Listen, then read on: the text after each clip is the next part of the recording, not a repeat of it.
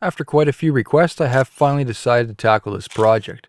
Hello viewers, 4DIYers here with another tutorial video for everyone. In this particular video here, I'll be doing a demonstration on how to clean up a rusty frame on a budget. Unfortunately, the fender areas on this truck, both the front and rear, seem to have a majority of the rust with minimal frame paint left. Being that this truck was used in the country, the previous owner did drive it down quite a few gravel roads, which can basically sandblast any paint or finish off the existing metal components. And considering we also live in a climate with high humidity and experience winter, this type of environment does promote quite a bit of rust.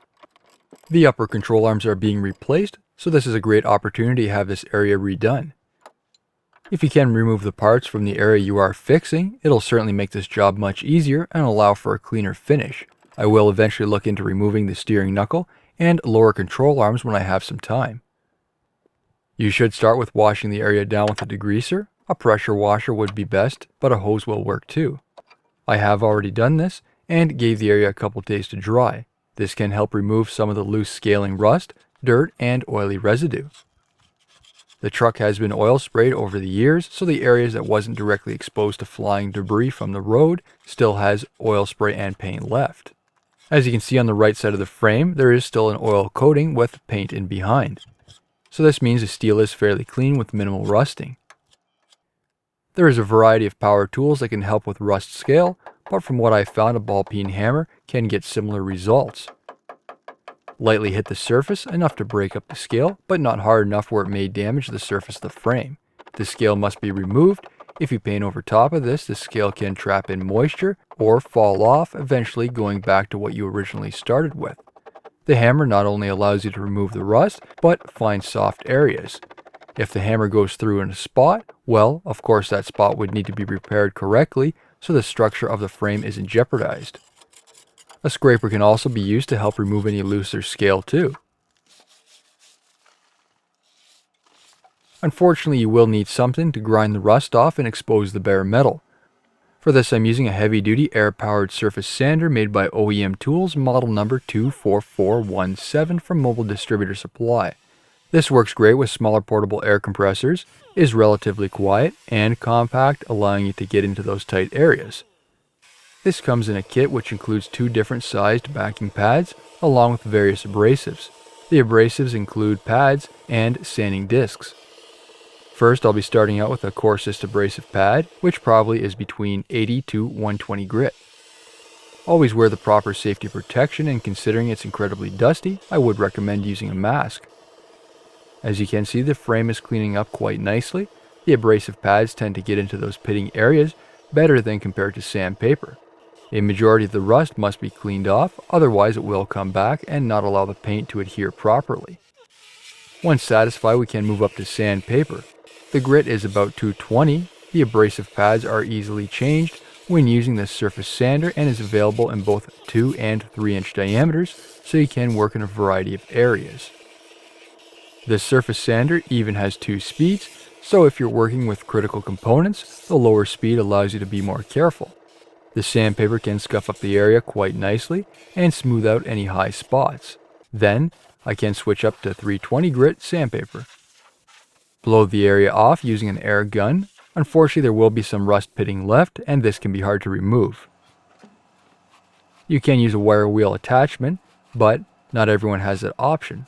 Ideally, a media blaster is best for this, but it's messy and can be expensive to purchase for a setup. So instead, I'll be using a rust converter.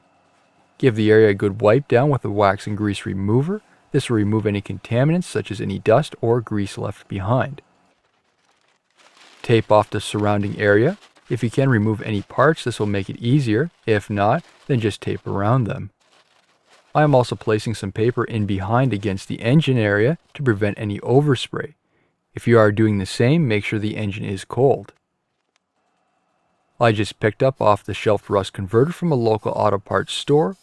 While this can be applied directly to rust, I'd rather have most of it removed to ensure the new finish has a long life.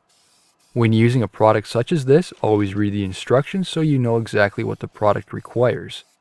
Some rust converters are a liquid that can be applied and washed off after. This, on the other hand, can be sprayed on. If excessive, then multiple coats can be used and will convert the rust to a black primer finish that can be painted once dry.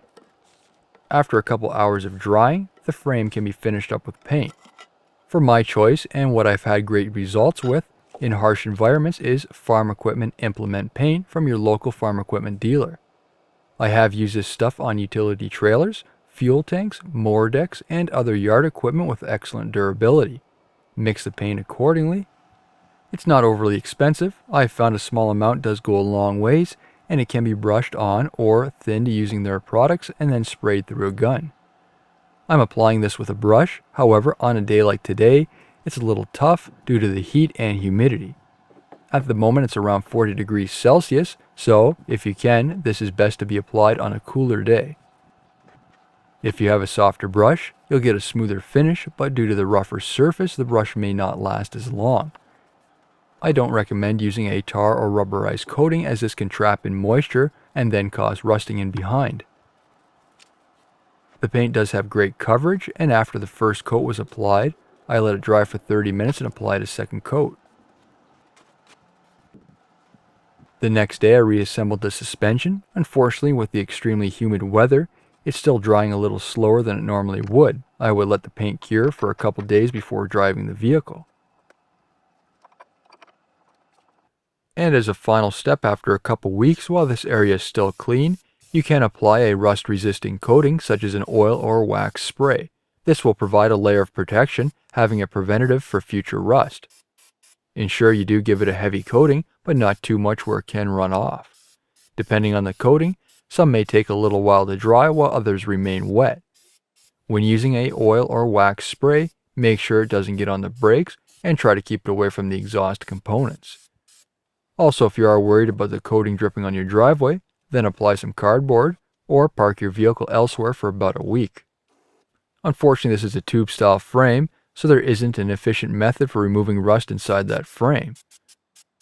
I'm using this piece of tubing as an example. While it can be painted on the outside, it's tough to do so on the inside. There are some products available on the market that have specific nozzles to spray either a sealer type coating, a oil or wax spray that allows you to get inside those structural components such as tubing. Unfortunately, after years of driving, the tubing can become filled with rust, dirt, or gravel, not allowing moisture to evaporate, and it soaks into the material, eventually rotting the frame out. You can sometimes flush the frame out with water and then follow up with compressed air to help dry the inside. Then apply an oil spray is most likely the best protection inside, as it can soak into the inside of the structure, helping repel water or moisture. Just to give you a peek under the truck where it wasn't rusty, you can see the existing oil spray coating, which eventually became embedded with dirt and can form a thick protective barrier. New videos released every week on my channel. Be sure to hit that thumbs up button. It's a huge help to me, and leave a comment below if you found this tutorial helpful. If you're not a subscriber, be sure to hit that subscribe button, and thank you for watching.